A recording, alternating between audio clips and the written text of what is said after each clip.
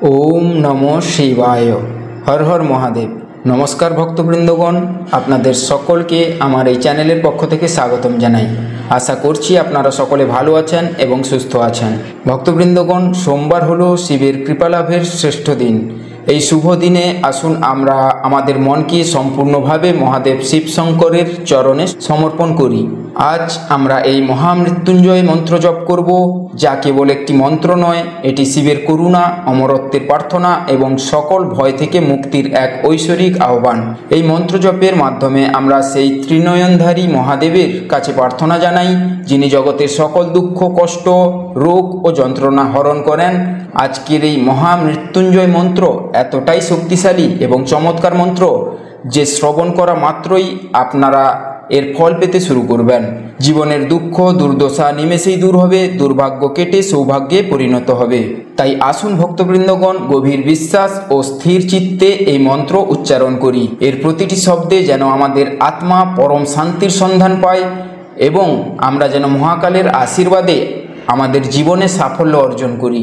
সেহেতু প্রয়োজন আপনাদের ভরসা ও বিশ্বাস মহাদেবের প্রতি। তো ভক্তবৃন্দগণ, আজকের এই ভিডিওটি ভালো লাগলে অবশ্যই আমার এই চ্যানেলটিকে সাবস্ক্রাইব করে রাখবেন। তো চলুন ভক্তবৃন্দগণ, সকলে ভক্তি ভরে মহাদেবের মন্ত্র জপ করি। ওম ত্রম্বকম যজামহে সুগন্ধিম পুষ্টিবর্ধনম উর্বারুকমিব বন্ধনান মৃত্যুর্মুক্ষীয়মামৃতাৎ। ওম ত্রম্বকম যজামহে সুগন্ধিম পুষ্টিবর্ধনম উর্বারুকমিব বন্ধনান মৃত্যুর্মুক্ষীয়মামৃতাৎ। ওম ত্রম্বকম যজামহে সুগন্ধিম পুষ্টিবর্ধনম উর্বারুকমিব বন্ধনান মৃত্যুর্মুক্ষীয়মামৃতাৎ। ওম ত্রম্বকম যজামহে সুগন্ধিম পুষ্টিবর্ধনম উর্বারুকমিব বন্ধনান মৃত্যুর্মুক্ষীয়মামৃতাৎ। ওম ত্রম্বকম যজামহে সুগন্ধিম পুষ্টিবর্ধনম উর্বারুকমিব বন্ধনান মৃত্যুর্মুক্ষীয়মামৃতাৎ। ওম ত্রম্বকম যজামহে সুগন্ধিম পুষ্টিবর্ধনম উর্বারুকমিব বন্ধনান মৃত্যুর্মুক্ষীয়মামৃতাৎ। ওম ত্রম্বকম যজামহে সুগন্ধিম পুষ্টিবর্ধনম উর্বারুকমিব বন্ধনান মৃত্যুর্মুক্ষীয়মামৃতাৎ। ওম ত্রম্বকম যজামহে সুগন্ধিম পুষ্টিবর্ধনম উর্বারুকমিব বন্ধনান মৃত্যুর্মুক্ষীয়মামৃতাৎ। ওম ত্রম্বকম যজামহে সুগন্ধিম পুষ্টিবর্ধনম উর্বারুকমিব বন্ধনান মৃত্যুর্মুক্ষীয়মামৃতাৎ। ওম ত্রম্বকম যজামহে সুগন্ধিম পুষ্টিবর্ধনম উর্বারুকমিব বন্ধনান মৃত্যুর্মুক্ষীয়মামৃতাৎ। ওম ত্রম্বকম যজামহে সুগন্ধিম পুষ্টিবর্ধনম উর্বারুকমিব বন্ধনান মৃত্যুর্মুক্ষীয়মামৃতাৎ। ওম ত্রম্বকম যজামহে সুগন্ধিম পুষ্টিবর্ধনম উর্বারুকমিব বন্ধনান মৃত্যুর্মুক্ষীয়মামৃতাৎ। ওম ত্রম্বকম যজামহে সুগন্ধিম পুষ্টিবর্ধনম উর্বারুকমিব বন্ধনান মৃত্যুর্মুক্ষীয়মামৃতাৎ। ওম ত্রম্বকম যজামহে সুগন্ধিম পুষ্টিবর্ধনম उर्वारुक्मिव बन्धनान् मृत्युर्मुक्षीयमामृतात्। ॐ त्र्यम्बकं यजामहे सुगन्धिं पुष्टिवर्धनम् उर्वारुक्मिव बन्धनान् मृत्युर्मुक्षीयमामृतात्। ॐ त्र्यम्बकं यजामहे सुगन्धिं पुष्टिवर्धनम् उर्वारुक्मिव बन्धनान् मृत्युर्मुक्षीयमामृतात्। ॐ त्र्यम्बकं यजामहे सुगन्धिं पुष्टिवर्धनम् उर्वारुक्मिव बन्धनान् मृत्युर्मुक्षीयमामृतात्। ॐ त्र्यम्बकं यजामहे सुगन्धिं पुष्टिवर्धनम् उर्वारुक्मिव बन्धनान् मृत्युर्मुक्षीयमामृतात्। ॐ त्र्यम्बकं यजामहे सुगन्धिं पुष्टिवर्धनम् उर्वारुक्मिव बन्धनान् मृत्युर्मुक्षीयमामृतात्। ॐ त्र्यम्बकं यजामहे सुगन्धिं पुष्टिवर्धनम् उर्वारुक्मिव बन्धनान् मृत्युर्मुक्षीयमामृतात्। ॐ त्र्यम्बकं यजामहे सुगन्धिं पुष्टिवर्धनम् उर्वारुक्मिव बन्धनान् मृत्युर्मुक्षीयमामृतात्। ॐ त्र्यम्बकं यजामहे सुगन्धिं पुष्टिवर्धनम् उर्वारुक्मिव बन्धनान् मृत्युर्मुक्षीयमामृतात्। ॐ त्र्यम्बकं यजामहे सुगन्धिं पुष्टिवर्धनम् उर्वारुक्मिव बन्धनान् मृत्युर्मुक्षीयमामृतात्। ॐ त्र्यम्बकं यजामहे सुगन्धिं पुष्टिवर्धनम् उर्वारुक्मिव बन्धनान् मृत्युर्मुक्षीयमामृतात्। ॐ त्र्यम्बकं यजामहे सुगन्धिं पुष्टिवर्धनम् उर्वारुक्मिव बन्धनान् मृत्युर्मुक्षीयमामृतात्। ॐ त्र्यम्बकं यजामहे सुगन्धिं पुष्टिवर्धनम् उर्वारुक्मिव बन्धनान् मृत्युर्मुक्षीयमामृतात्। ॐ त्र्यम्बकं यजामहे सुगन्धिं पुष्टिवर्धनम् उर्वारुक्मिव बन्धनान् मृत्युर्मुक्षीयमामृतात्। ॐ त्र्यम्बकं यजामहे सुगन्धिं पुष्टिवर्धनम् उर्वारुक्मिव बन्धनान् मृत्युर्मुक्षीयमामृतात्। ॐ त्र्यम्बकं यजामहे सुगन्धिं पुष्टिवर्धनम् उर्वारुक्मिव बन्धनान् मृत्युर्मुक्षीयमामृतात्। ॐ त्र्यम्बकं यजामहे सुगन्धिं पुष्टिवर्धनम् उर्वारुक्मिव बन्धनान् मृत्युर्मुक्षीयमामृतात्। ॐ त्र्यम्बकं यजामहे सुगन्धिं पुष्टिवर्धनम् उर्वारुक्मिव बन्धनान् मृत्युर्मुक्षीयमामृतात्।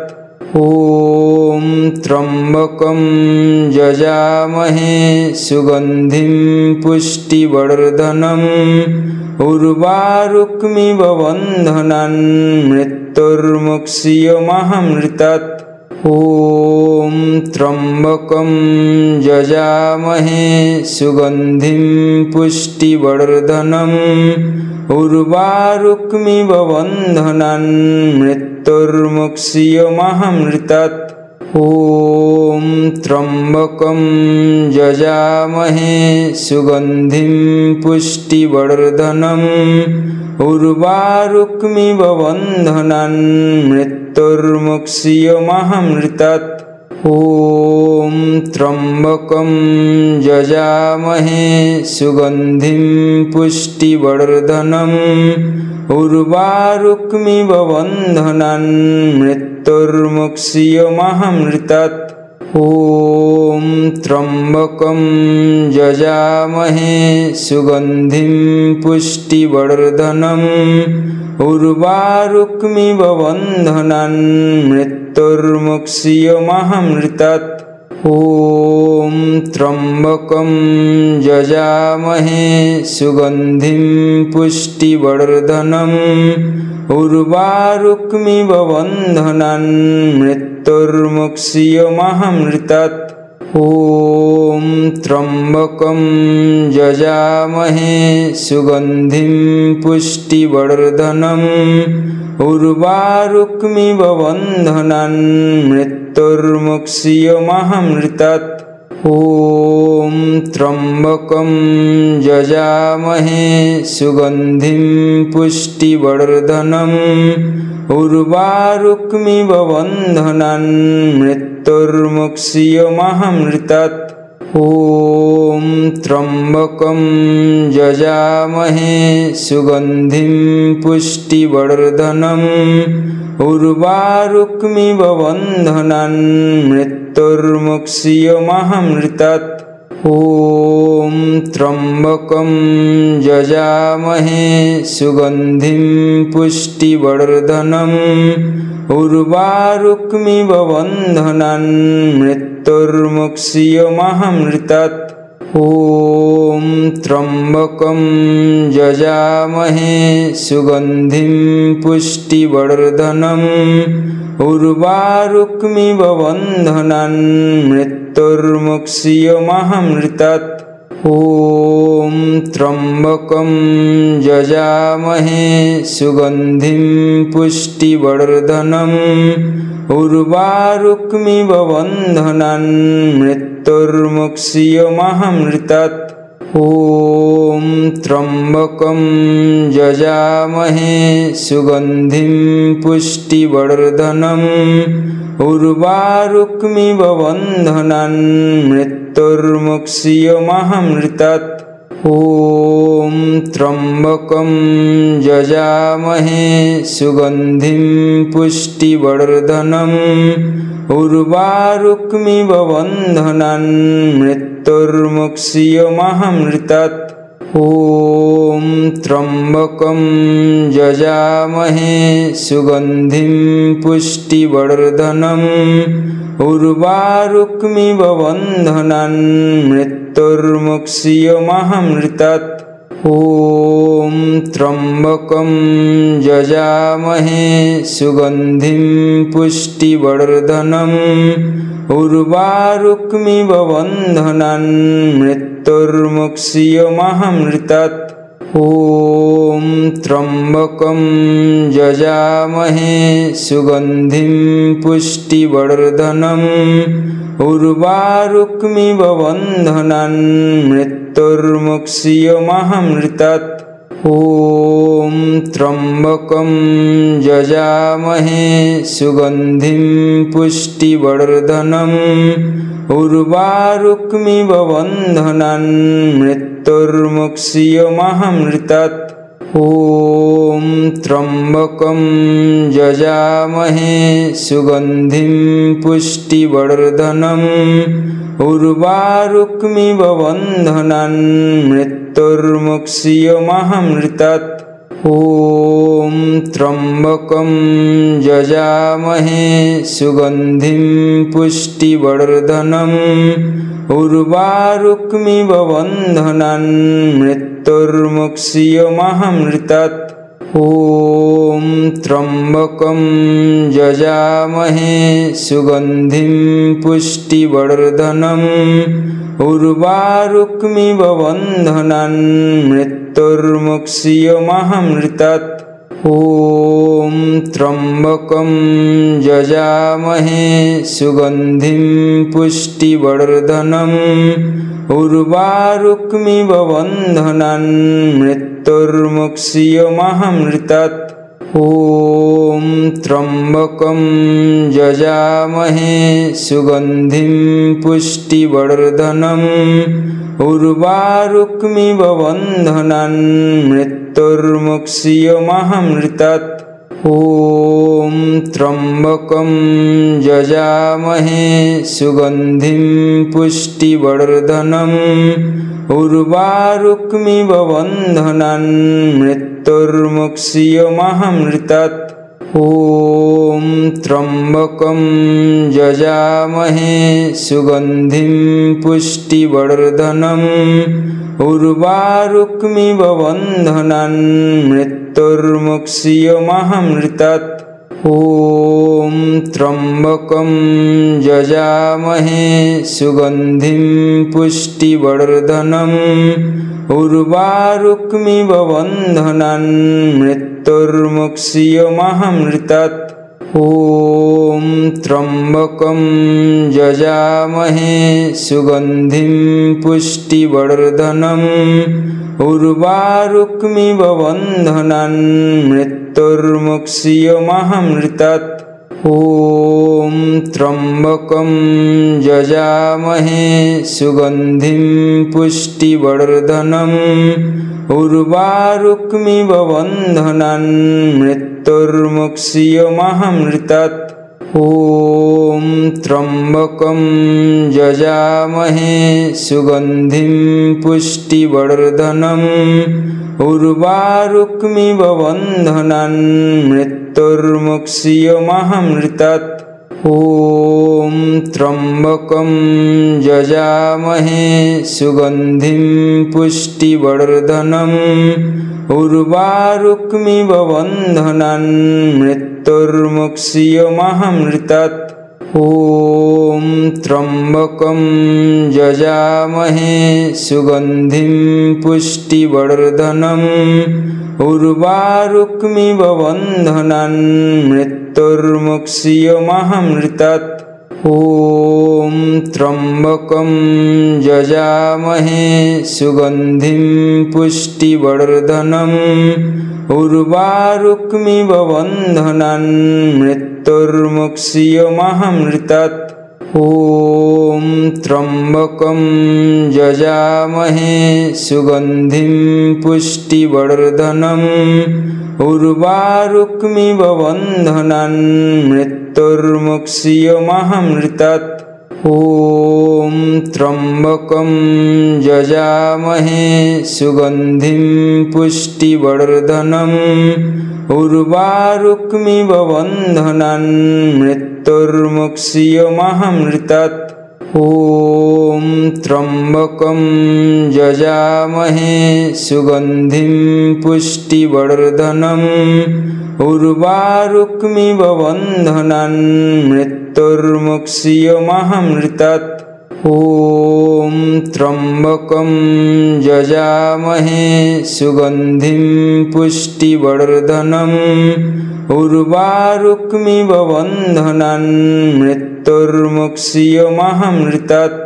ॐ त्र्यम्बकं यजामहे सुगन्धिं पुष्टिवर्धनम् उर्वारुकमिव बन्धनान् मृत्युर्मुक्षीयमामृतात्।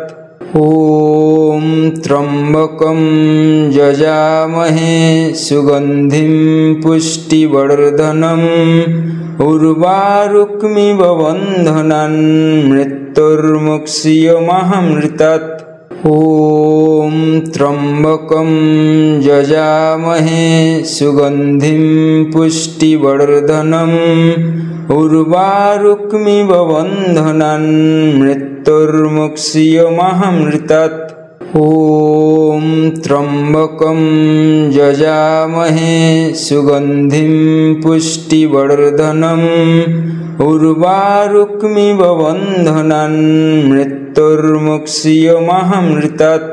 ॐ त्र्यम्बकं यजामहे सुगन्धिं पुष्टिवर्धनम् उर्वारुकमिव बन्धनान् मृत्युर्मुक्षीयमामृतात्। ॐ त्र्यम्बकं यजामहे सुगन्धिं पुष्टिवर्धनम् उर्वारुकमिव बन्धनान् मृत्युर्मुक्षीयमामृतात्। ॐ त्र्यम्बकं यजामहे सुगन्धिं पुष्टिवर्धनम् उर्वारुकमिव बन्धनान् मृत्युर्मुक्षीयमामृतात्। ॐ त्र्यम्बकं यजामहे सुगन्धिं पुष्टिवर्धनम् उर्वारुकमिव बन्धनान् मृत्युर्मुक्षीयमामृतात्। ॐ त्र्यम्बकं यजामहे सुगन्धिं पुष्टिवर्धनम् उर्वारुकमिव बन्धनान् मृत्युर्मुक्षीयमामृतात्। ॐ त्र्यम्बकं यजामहे सुगन्धिं पुष्टिवर्धनम् उर्वारुकमिव बन्धनान् मृत्युर्मुक्षीयमामृतात्। ॐ त्र्यम्बकं यजामहे सुगन्धिं पुष्टिवर्धनम् उर्वारुकमिव बन्धनान् मृत्युर्मुक्षीयमामृतात्।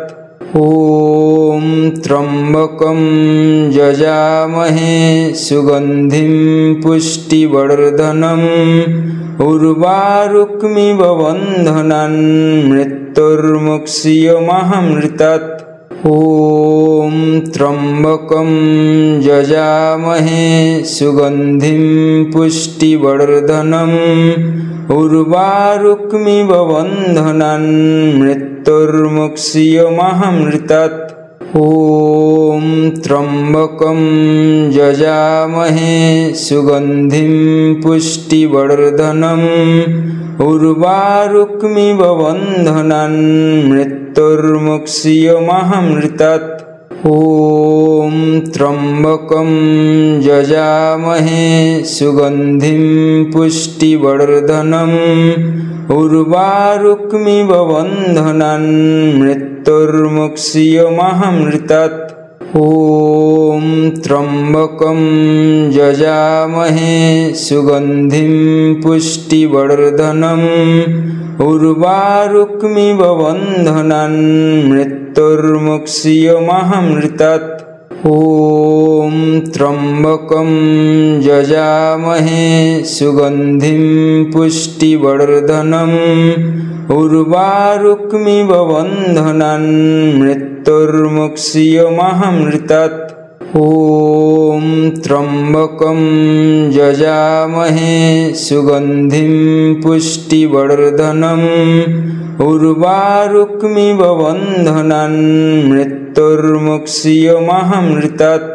ॐ त्र्यम्बकं यजामहे सुगन्धिं पुष्टिवर्धनम् उर्वारुकमिव बन्धनान् मृत्युर्मुक्षीयमामृतात्।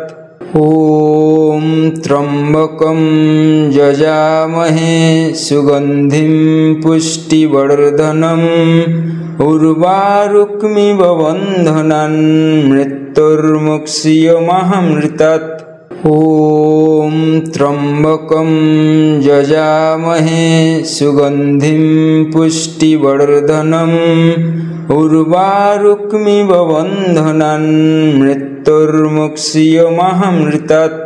ॐ त्र्यम्बकं यजामहे सुगन्धिं पुष्टिवर्धनम् उर्वारुकमिव बन्धनान् मृत्युर्मुक्षीयमामृतात्। ॐ त्र्यम्बकं यजामहे सुगन्धिं पुष्टिवर्धनम् उर्वारुकमिव बन्धनान् मृत्युर्मुक्षीयमामृतात्।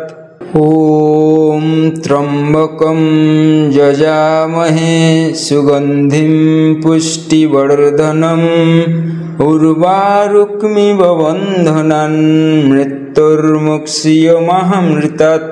ॐ त्र्यम्बकं यजामहे सुगन्धिं पुष्टिवर्धनम् उर्वारुकमिव बन्धनान् मृत्युर्मुक्षीयमामृतात्।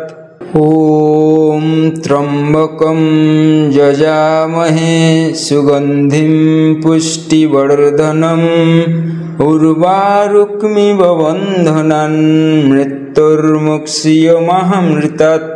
ॐ त्र्यम्बकं यजामहे सुगन्धिं पुष्टिवर्धनम् उर्वारुकमिव बन्धनान् मृत्युर्मुक्षीयमामृतात्।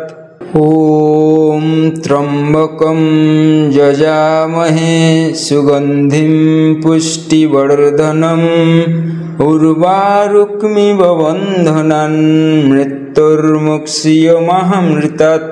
ॐ त्र्यम्बकं यजामहे सुगन्धिं पुष्टिवर्धनम् उर्वारुकमिव बन्धनान् मृत्युर्मुक्षीयमामृतात्।